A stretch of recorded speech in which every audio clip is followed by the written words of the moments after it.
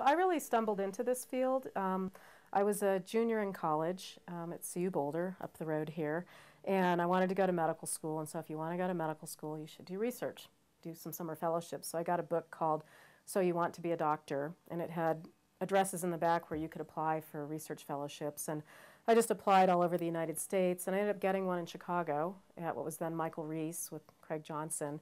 Craig had just come out of graduate school. I think it might have been his first job out of graduate school, and he was starting this, working in this really kind of tiny kernel of an eating disorder program there, and I was the summer research intern. And that summer, Craig had just done an interview for Glamour magazine. I actually have the original article.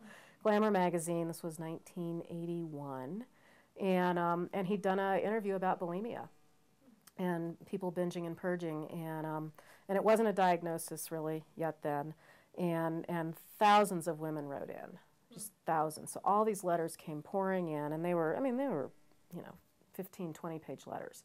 And all these women, you know, had felt like they were alone. They didn't know anybody else did this. But what we decided to do, and Craig didn't expect all these letters to pour in, and he thought, we have to do something with these. And so they developed a survey to code them into, to classify the behaviors these women were writing about. And then so we coded all the letters, and we actually, to everyone who wrote in, we sent back a survey and gathered actual data, and then ended up writing a paper on bulimia, 316 cases. And it was really the first description of a large group of women with bulimia, and really informed the initial kind of diagnostic organization for some of the different research and clinical applications of the diagnosis, but really allowed people for the first time to kind of be treated in a systematic way, and gave us a way to study response to treatment, to understand that, yes, this is really an illness, a syndrome that really hadn't been, you know, described or identified before. When I came back from the first summer in Chicago, I was a junior in college, I was living in a sorority. And I came back, and suddenly, now that I knew something about eating disorders, it was everywhere around me, and I had never known that before. You know, now that I had awareness, I had girls in the house coming up and talking to me about it, good friends who I hadn't known. You know, I hadn't seen the signs because I didn't know what to look for.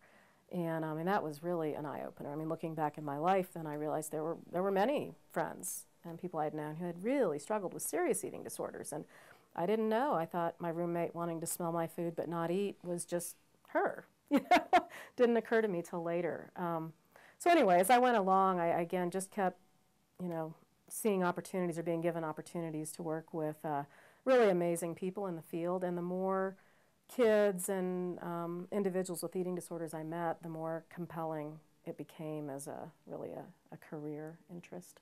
When a child comes in medically, usually the doctor calls ahead. Usually you go through the emergency room, and they sort of make sure you're headed to the right floor in terms of your medical instability.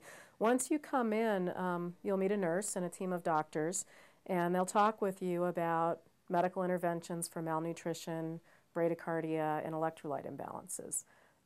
Typically, initially, we don't automatically assume it's an eating disorder. We want to make sure there aren't other medical conditions we're missing. We've definitely had kids come in with new onset diabetes, celiac sprue, tumors, that's rare, uterine fibroid tumors. There's a lot of other potential presentations, so we don't assume up front that's what it is. But we do take certain precautions. So usually the bathroom door will be locked so that there aren't risks of falling in the shower, exercising in the shower, or maybe fluid loading. You'd be hooked up to a cardiac monitor, because we're always monitoring heart rate if you've come in medically. That means you lay in bed, child lays in bed and isn't doing a lot of additional activity. There's a heart monitor they're hooked up to 24 hours a day. Usually you're doing your meals with supervision, sitting with a nurse and making sure that what you get, you're able to finish. Meals are very carefully planned so that we start about at what the child has been eating and work up very slowly in a very careful medical nutrition-oriented manner so that you don't get something called refeeding syndrome. If you eat too quickly or eat too much too fast, it can cause some pretty significant medical problems. But it is very overwhelming to come in through a medical admission, because for one thing, you've started at the doctor's office, you had no idea things were so serious. Kids and families are usually pretty upset, pretty scared. They have no idea how they've gotten to this point. Usually nobody at that point realizes there's an eating disorder in the room. And if that's indeed what it is, over the next couple of days, you start to meet other providers. So usually I'll show up or someone from psychiatry will come. A dietitian comes and is assigned to work with you, to understand your likes and dislikes, and to work especially with your family on how to normalize nutrition. There's a therapist who comes and starting to understand what factors contributed, what brought you to this point, how can we help you and your family work back out of it. And then adolescent medicine here at Children's follows along very closely, monitoring all the medical parts of the puzzle, if you will.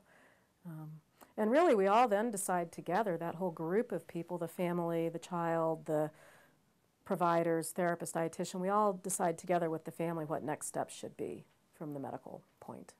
And part of my mission is really working to make kind of access to care available everywhere. I mean, the beauty of this kind of intervention is that you don't really need a mega center to do it, to be family-centered and family-based. But about half of the kids we see in our program come from other states.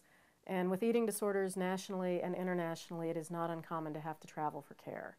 We're really lucky in Colorado because we have a lot of programs, a lot of options, a lot of trained professionals. That's very unusual. It's not that way most places.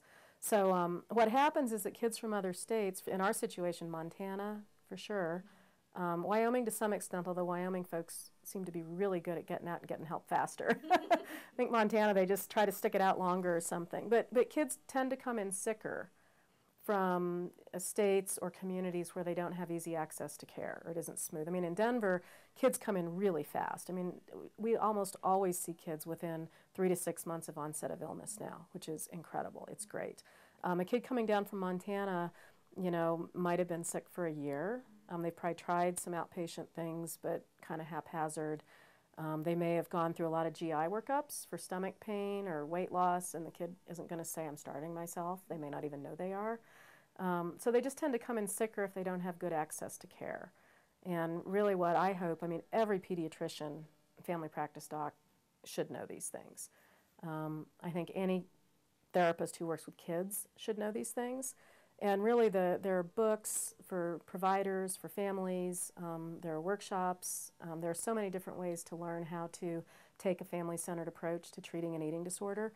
You don't even have to have a dietitian in the mix. Really, family-based therapy is designed for a solo therapist to do in their office once a week, everything, weight checks. You need the pediatrician for some medical aspects of care, but really this should be available, anywhere. Anywhere you can get to a therapist. And we're trying to figure out, how we can do more with telemedicine. There are issues with having to be licensed in every state you're teleing into. I think as the United States gets better on telemedicine and medical licenses that aren't maybe so state specific, that'll be more possible. I think there are different ways to address that. But yeah, it's difficult. And it's even difficult sometimes, locally to land in the right place, or to get to the.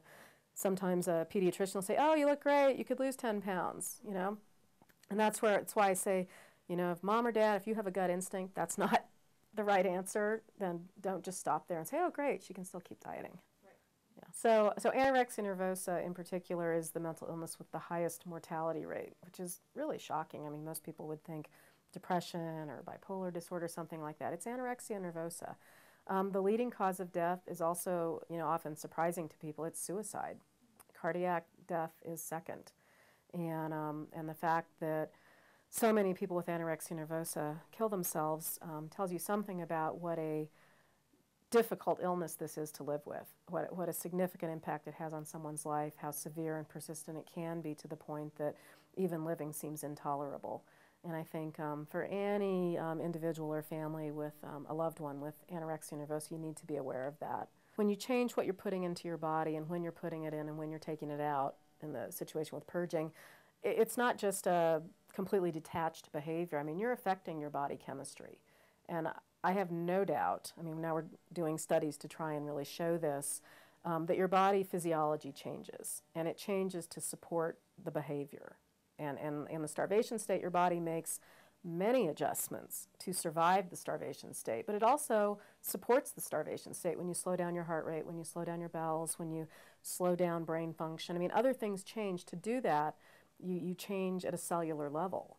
And and the same with, when you add exercise and you're changing your physiology. So when you do it for a long enough period of time, it's not just your behavior that changed, your muscle cells changed and your cell firing changed. And so measuring that change and defining it and being able to affect it is kind of where we're going with some research.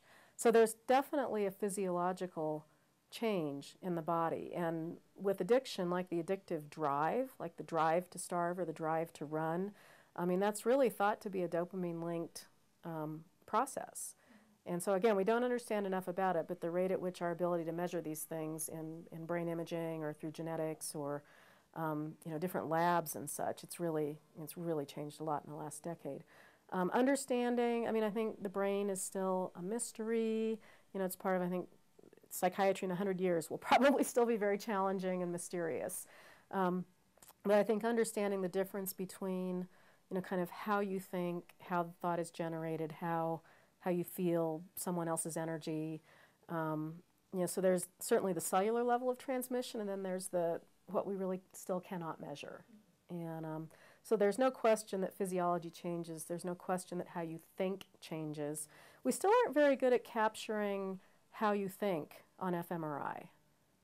We can capture how you think when you're pushing a button to a fuzzy 0. We can capture maybe how you think when we flash an image of a money reward. But that's pretty simple. It's pretty basic. It's really hard to measure body dissatisfaction and what changes in the brain that has you thinking no matter what that you're not right, or drive for thinness, or seeing yourself as larger than you are. We still really wrestle with measuring what the brain is doing, and maybe we just can't measure it. But I think the physiology is going to be easier to measure. What changes in the body, those things I think are easier to come up with than what's supporting a drive for thinness thought.